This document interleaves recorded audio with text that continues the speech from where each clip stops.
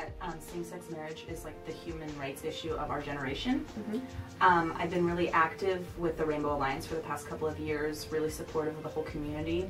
And I don't think you necessarily have to be gay to be supportive. And I think what's important is it's a human rights issue, it's an equal rights issue. There should be a separation of church and state. And I don't think that it's fair that people are using religion as a way to deny people their own rights. Mm-hmm. And basically, that's like my basic reason, yeah. That it's not a religious issue, it's a human rights issue. People will quote the Bible all day, but if they're going to do that, they should probably follow every little bit of the Bible. Yeah. And recognize that this country was founded on equality, pursuit of happiness, and that things change over time. So like obviously initially there was slavery and that was okay. They abolished that.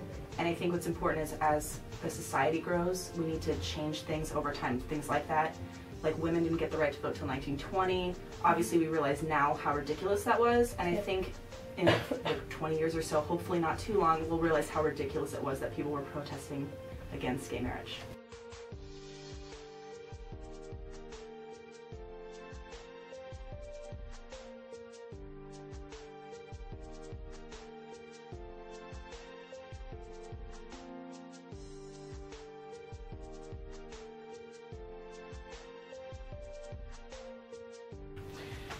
I decided to come out when I was 14 years old. There was a bunch of bad things going on in the family. My mother was addicted to drugs, my brother was running away, my dad was in complete denial, but I couldn't keep it inside anymore. I was tired of living something that I wasn't, so I told my dad, and he nearly punched me. Instead, he punched a hole through a solid oak door. My mother cried. My brother hit me. And when the school found out, it was getting beaten up, getting called names. The elderly people that I used to volunteer for would refuse to spend any time with me because I was a hell child. And it got to the point to where I just couldn't do it anymore, and I left.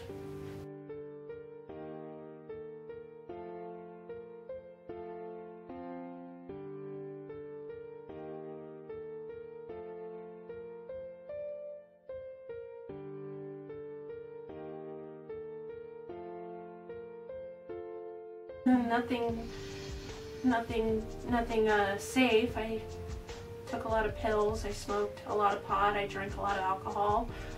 I did a lot of dangerous things because I didn't want to live anymore in a world where I wasn't accepted. And I tried to kill myself a few times, didn't work. And of course now I regret that, but when you're living in an area where you're not accepted at all, I mean, it just kind of comes down to that. You feel better off dead because no one loves you, nobody wants you, and you're just making life around everyone else worse.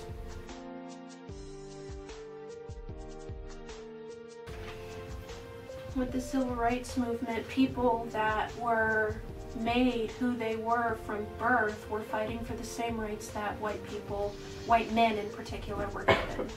It's kind of like a caste system in that back then the white property owning man was the top of the ladder, and then white man who didn't own property, and then it just goes all the way down to where black people were at the very bottom, and they were people just like we were, very capable people who wanted to have the same rights as us because they have to work hard just like we do. They have to breathe and eat and drink just like we do, so they fought for their rights, and it took a while, but they got it.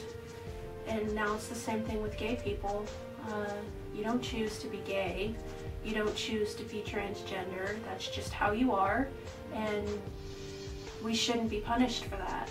Nobody should be punished for anything they can't control, and they should have just as much right as anyone else in this world to see their loved one in the hospital if they're dying, to be able to proclaim to the world that they love their partner enough to vow to spend the rest of their life with them, to have children and to be able to raise those children without having to have CPS involved or family members involved, to live and pursue their happiness just like everyone else can.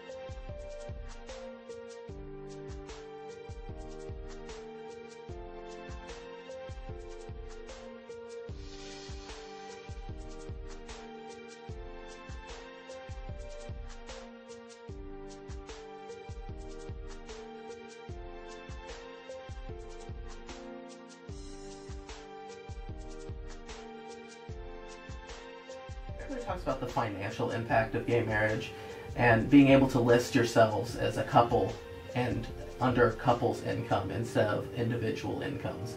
And that doesn't really mean much to people, but when you have certain professors on campus who are married and on their California state taxes have to list that they are married in California, but when it comes to filing their federal taxes, they're not married, they end up getting audited every single year. And for someone who's been audited, they know how rigorous of a procedure that is and how much of a nightmare that is. And that happens to them every year.